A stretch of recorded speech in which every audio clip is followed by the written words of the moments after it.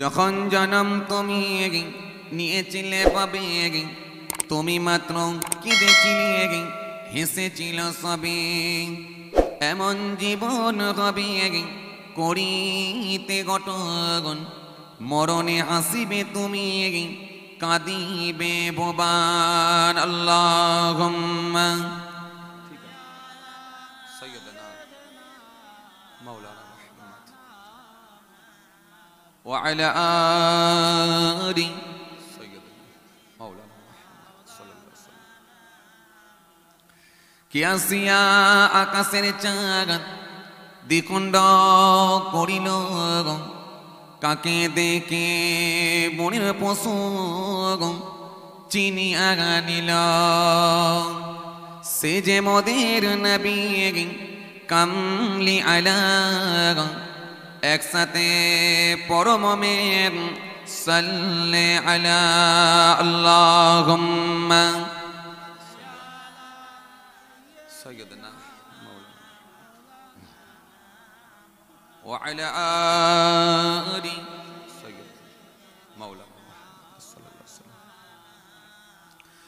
জন্ম আমার নবীর যোগে হলে কেমন হতো জন্ম আমার নবীর যোগে হলে কেমন হতো দোনায়নে রাসূল পাক দেখলে কেমন হতো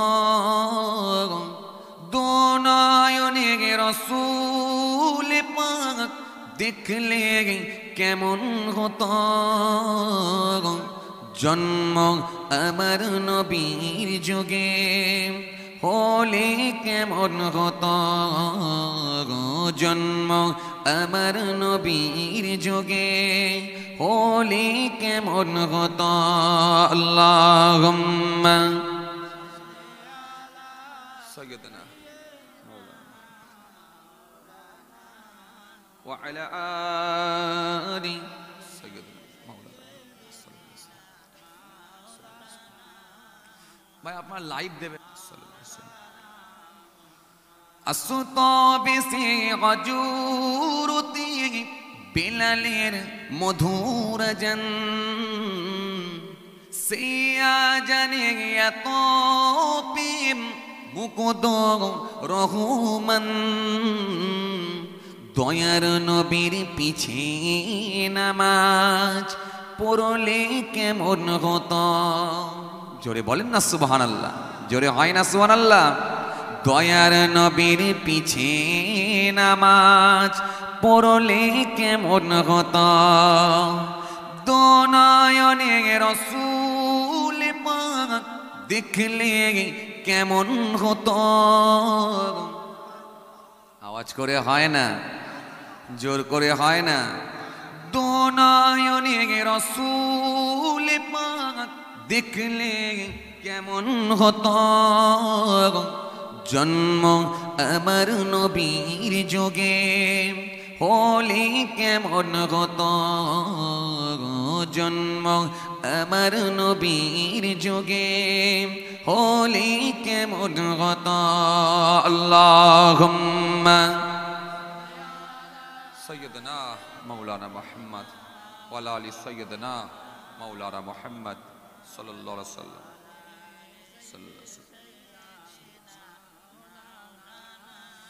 হতো কত দিনই আলোচনা থাকতাম আমি অধম সামনে রাসূল পাক হতো পাশে সাহাবীগণ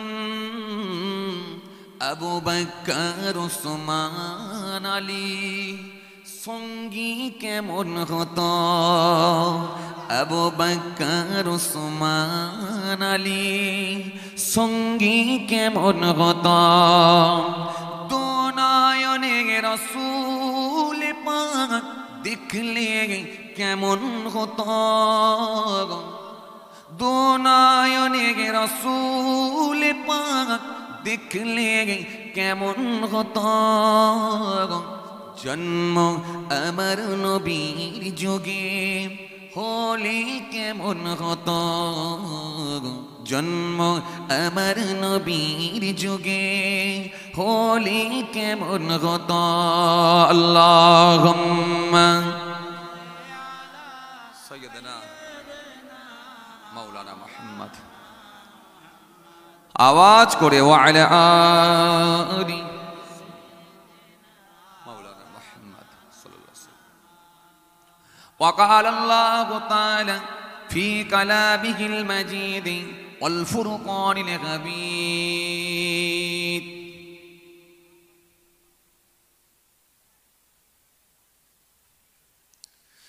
يا أيها الناس اعبدوا ربكم الذي خلقكم والذين من قبلكم لعلكم تتقون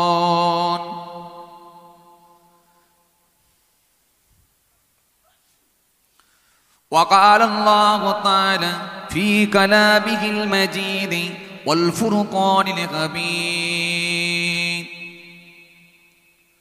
ود كثير من أهل الكتاب لو يعرضونكم من بعد إيمانكم كفارا حسدا من عند أنفسهم من بعد ما تبين لهم الحق فاعفوا واصفحوا حتى يأتي الله بأمره إن الله على كل شيء قدير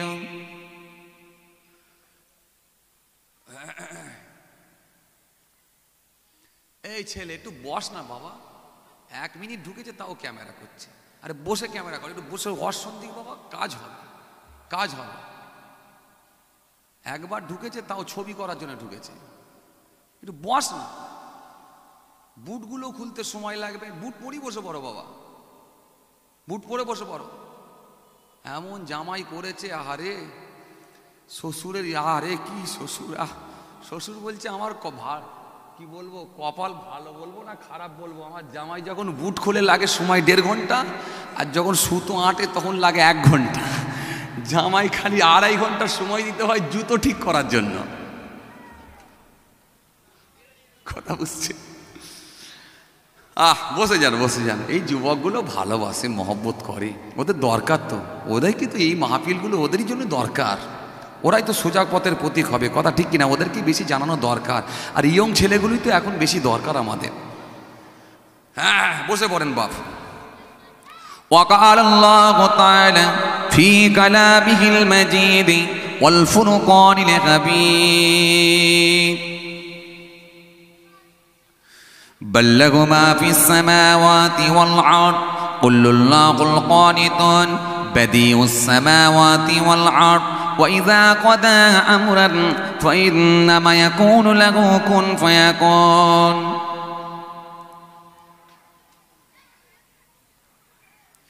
وقال الله تعالى في كلامه المجيد والفرقان الحميد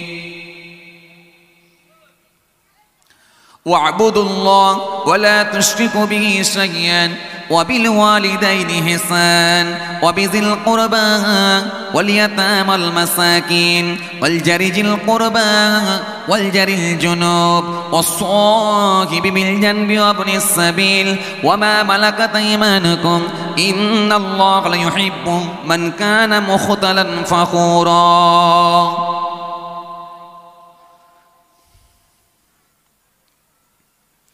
وقال الله تعالى في كلامه المجيد والفرقان الحميد وآتوا اليتامى أموالهم ولا تتبدلوا الخبيث بالطيب ولا تأكلوا أموالكم إلى أموالكم إنه كان حوبا كبيرا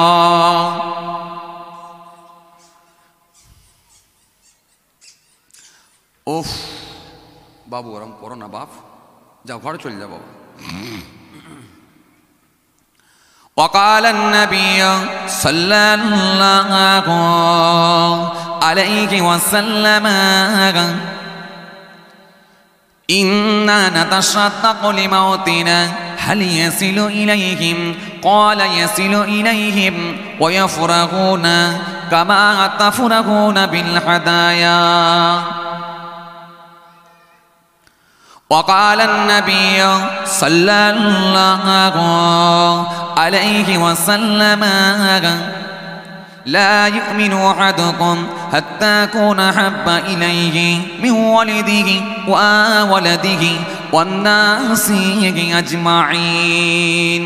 وقال النبي صلى الله عليه وسلم عن أبي هريرة عن النبي صلى الله عليه وسلم اجتنبوا 7 الموبقات. قال رسول الله صلى الله عليه وسلم وما هن الشرك بالله والسحر وقتل النفس التي حرم الله إلا بالحق وأكل الربا وأكل المال اليتيم والتولي يوم الزحف وقذف المحصنات المؤمنات الغافلات إلى آخر الحديث أو كما قال.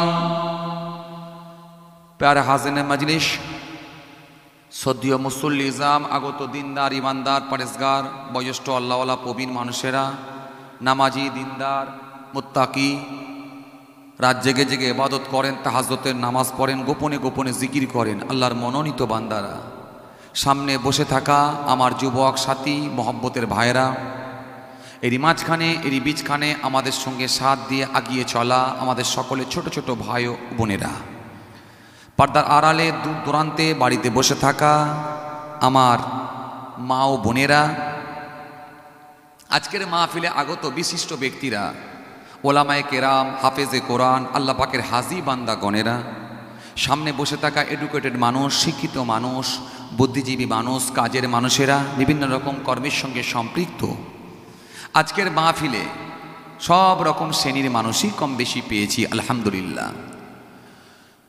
যে সমস্ত বাবাজি ভাইও আসতে পারেননি, বিভিন্ন রকম কর্মের ক্ষেত্রে আটকে গিয়ে তারা আসতে পারেননি, আবার অনেকেই হয়তো অসুস্থতার কারণেতে বাড়িতে শুয়ে আছেন, শুয়ে শুয়ে এই মাইক্রোফোনের আওয়াজে কান লাগিয়ে আছেন, আবার হতে পারে অন্যান্য ধর্মের মানুষ, বিভিন্ন ধর্ম অবলম্বী মানুষেরা, তারাও সকলে সজাগ, সকলে কনসাস, তারাও সকলেই সচেতন, এই মাইক্রোফোনের আওয়াজে কান লাগিয়ে আছেন।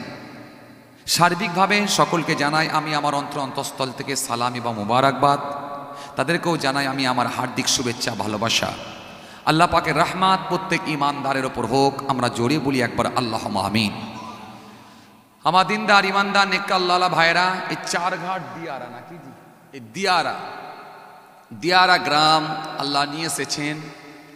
গ্রামটা মনে হয় আমার কাছে নতুন, তবে এই মসনন্দপুর, এই আপনার নকপুল, এই আপনার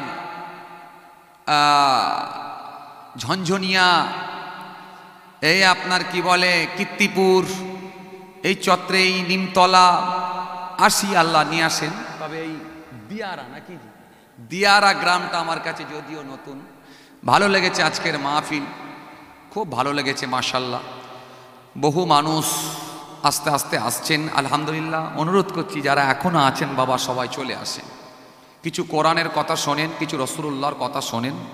যতক্ষণ শুনবেন আমার আল্লাহ রাজি হলে, খুশি হলে আপনার নেকির খাতায়, সোয়াবের খাতায় আল্লাহ নেকি চালু করে দিতে অর্ডার দেবেন।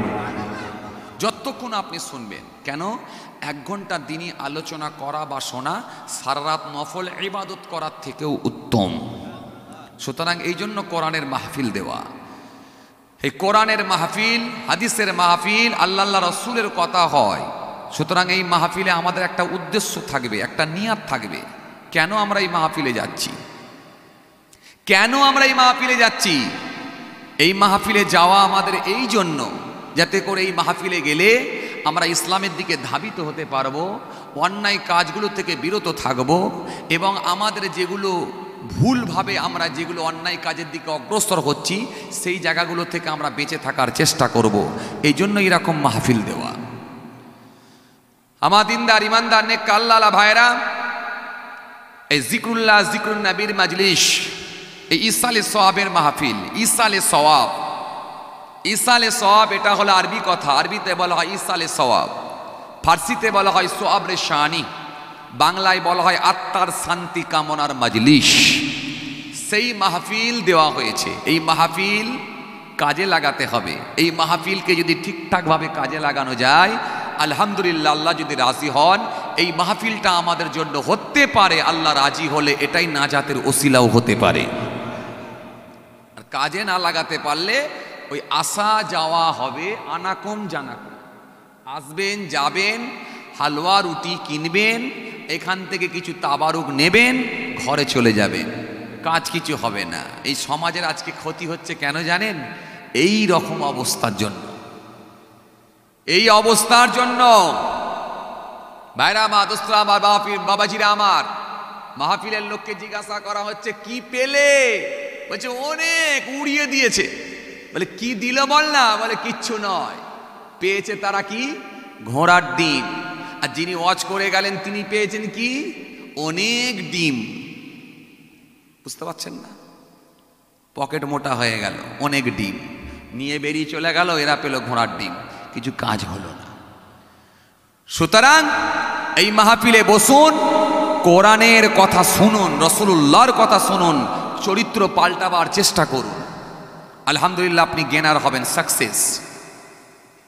ভাইরা আমার, দোস্তরা আমার, বাবাজিরা আমার, প্যান্ডেলের বাইরে যারা দাঁড়িয়ে আছেন অনুরোধ করছি, যদি আপনাদের ইচ্ছা লাগে এসে বসে যান, নাহলে সুপার মার্কেটে চলে যান। সুপার মার্কেটে চলে যান, সুপার মার্কেট খোলা আছে, হোলসেলার মাল বিক্রি হচ্ছে, ওখানে যে কেনাকাটায় ব্যস্ত হয়ে পড়ুন। হোলসেলার, হরেক মাল 6.5 টাকা, ওখানে গিয়ে মাল কিনুন। আর যদি মনে হয় না ওয়াজ শোনার জন্য যাচ্ছি, তাহলে এখানে এসে বসুন। আমি কমিটির ভাইদের অনুরোধ করব আর একটা তিরপল বিছিয়ে দেওয়ার জন্য, পেছন দিকে আর একটা তিরপল দরকার হলে একটু বিছিয়ে দেওয়ার জন্য অনুরোধ করব। হয়তো অনেক মাহফিলের বাইরে, প্যান্ডেলের বাইরে যারা আছে, হয়তো তারা বসার জন্য ইচ্ছা পোষণ করছেন, হয়তো জায়গার নয় বলে বুঝতে পারছেন না। অনুরোধ করব পেছন দিকে একটা তিরপল বিছিয়ে দেন। যারা আসছেন ভিতরে চলে আসুন, চলে আসুন। লক্ষ্য করুন, খেয়াল করুন, আমার দিকে তাকিয়ে থাকুন, খেয়াল করুন। বাদাম আমরা কেউ খাবো না, খৈনি কেউ ডলবো না, কানে কানে গল্প করব না, বন্ধুর সঙ্গে রিলেশন এখানে তৈরি করব না। আর যতক্ষণ আমরা বসবো নবীর মহব্বতে, আল্লাহকে রাজি করার নিয়তে একভাবে মনোযোগ সহকারে আমরা শ্রবণ করব। সুতরাং আমাদের আসা যাওয়াটা যেন আমার আল্লাহ পাক যেন কবুল করে নেন, সেই নিয়তেই আমরা এসে বসবো। ভাইরা আমার, দোস্তরা আমার, বাবাজিরা আমার, বন্ধু সাথী মহব্বতের ভাইরা, মনে রাখবেন বাবাজি আমার, ভাইরা, ইসলাম ধর্ম এমন একটা ধর্ম সব শিক্ষাই আপনাকে দিয়েছে, কোনোটাই বাদ দেননি। ইসলাম বলে না যে সারা জীবন ধরে যা খুশি তাই করবে আর বুড়ো বয়সে সাদা দাঁড়ি বের করে জান্নাতে ঢুকবে, এটা কিন্তু ইসলাম বলে না। কথা বুঝছেন কি বলছি? সারা জীবন ধরে যা খুশি তাই করবে আর বুড়ো বয়সে সাদা দাঁড়ি বের করে জান্নাতে ঢুকে যাবে, এর নাম ইসলাম নয়। ইসলাম শিখিয়েছে মানবতার কথা, ইসলাম শিখিয়েছে শিষ্টাচারের কথা, ইসলাম শিখিয়েছে ঐক্যের কথা, ইসলাম শিখিয়েছে রিলেশনের কথা, ইসলাম শিখিয়েছে চরিত্রের কথা, ইসলাম শিখিয়েছে মানবতার কথা, ইসলাম শিখিয়েছে মা বাপের খেদমতের কথা, ইসলাম শিখিয়েছে প্রতিবেশীর হকের কথা, ইসলাম শিখিয়েছে প্রতিবেশীর হকের কথা, ইসলাম শিখিয়েছে সুদ ঘুষ থেকে বাঁচার কথা, ইসলাম শিখিয়েছে রিয়া থেকে বাঁচার কথা, ইসলাম শিখিয়েছে অহমিকা থেকে বাঁচার কথা। সার্বিকভাবে সমস্ত টোটালটাই মেনে নেওয়ার নাম হলো ইসলাম। কোরআন এক চান্সে ঘোষণা দিচ্ছে, তা'মুরুনা বিল মা'রুফ ওয়া তানহাউনা আনিল মুনকার। আল্লাহ বলছে ভালো কাজগুলো তোমরা আদেশ করো, করো, আর খারাপ কাজগুলো নিষেধ করো, সেখান থেকে বেরিয়ে এসো, ছাড়ো। কথা বুঝে আসছে কি বলছি? জি, এর নাম ইসলাম। আপনার বিবেককে জিজ্ঞাসা করতে হবে আমি কি করছি। বিবেক আপনাকে অ্যান্সার দেবে, উত্তর দেবে, তবে আপনি ভালো মানুষের খাতায় নাম তুলতে পারবেন। জি, এই জন্য মাস্ট প্রথম দরকার হলো ইত্তাকুল্লাহ, আল্লাহর ভয়। আল্লাহর ভয়ই মানুষের ভেতর থেকে এখন উঠে গেছে। জি ভাইরা আমার, দোস্তরা আমার, বাবাজিরা আমার, ভালো মানুষ আমরা হতে চাই, আমরা প্রত্যেকেই জান্নাতবাসী হতে চাই, আমরা প্রত্যেকে আল্লাহকে খুশি করব, তার হাবিবকে রাজি করব, এই চিন্তা ভাবনা আমাদের আছে, কিন্তু কর্মের সঙ্গে মিল থাকতে হবে। ভাইরা আমার, দোস্তরা আমার, বাবাজিরা আমার, বিশ্বনবীকে জিজ্ঞাসা করা হল, আইয়ুন নাসি খায়রুন ইয়া রাসূলুল্লাহ, ইয়া রাসূলুল্লাহ, হাবিবাল্লাহ, হুজুর কোন মানুষটা সব থেকে ভালো মানুষ হুজুর? বিশ্বনবীকে জিজ্ঞাসা করা হল, হুজুর কোন মানুষটা ভালো মানুষ? বলেন এখানের মধ্যে কে ভালো মানুষ বলতে পারবেন? কেউ কথা কয় না। আমার কথা কি বুঝতে অসুবিধা হচ্ছে আপনাদের? অসুবিধা হয়নি তো মাইকের আওয়াজে? বলেন আজকের মাহফিলে কে ভালো মানুষ বলতে পারবেন? কেউ আপনারা বলতে পারবেন? বলতে পারবো না। এই বলেন, বলতে পারবেন? আমরা এখানে ওপরে আছি, কে ভালো মানুষ কেউ বলতে পারবেন? পারবেন না। আমরা কেউ বলতে পারবো না, জানি না কে ভালো মানুষ। হয়তো বাহ্যিক দৃষ্টিতে আমরা তাকে ভালো মানুষ বলবো যার মুখে দাঁড়িয়ে আছে, যার মধ্যে সুন্নতি লেবাস আছে, যিনি নামাজ রোজা করে, বাহ্যিক দৃষ্টিতে আমরা তাকে ভালো মানুষ বলতে পারবো, এর বেশি কিন্তু বলতে পারবো না।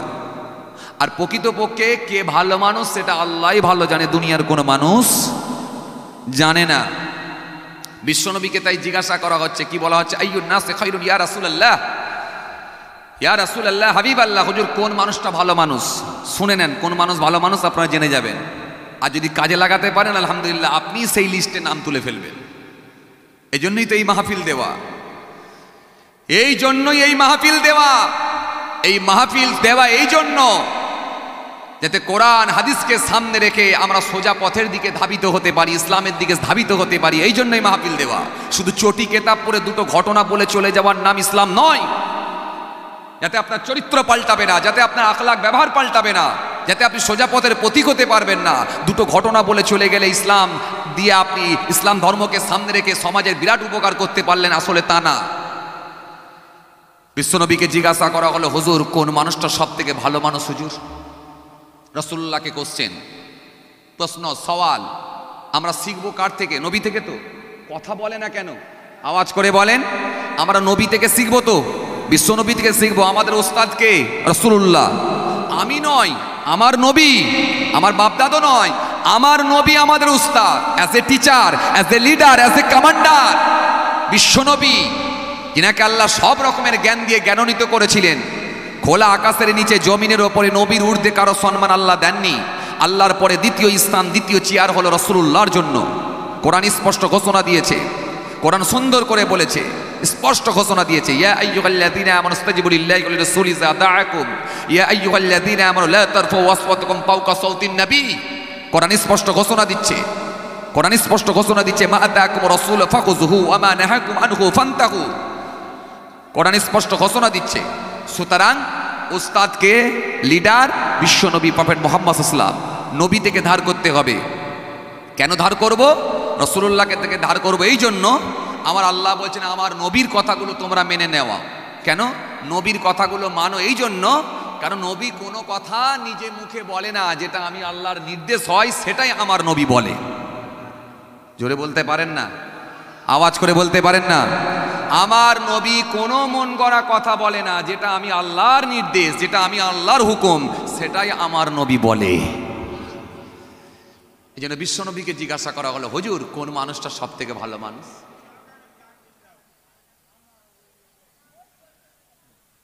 কি হলো? কেঁচো? হ্যাঁ, কাঁটা আছে নাকি? কি বলছে বুঝতে পারছি না। চট? আচ্ছা ঠিক আছে, চট বিছিয়ে দিয়েছে তো। লক্ষ্য করুন, খেয়াল করুন, খেয়াল করুন। বিশ্বনবীকে জিজ্ঞাসা করা হলো, হুজুর কোন মানুষটা সব থেকে ভালো মানুষ হুজুর? আল্লাহ নবী এক নাম্বার কথার প্রশ্নের উত্তর দিবেন, কি বললেন? ক্বালা লিমান তাআলা আমরুহু ওয়া হাসুনা আমালুহু। আল্লাহ নবী বললেন, যার বয়স বেশি সাথে আমল ভালো। বয়স বেশি সাথে আমল ভালো। বয়স বেশি পেয়েছে, সাথে কিন্তু আমলটাও ভালো করেছে। জোরে বলবেন না? বাহ্যিক দৃষ্টিতে যদি দেখেন, বয়স বেশি মানে বোঝা গেল যার মুখে সাদা দাড়ি।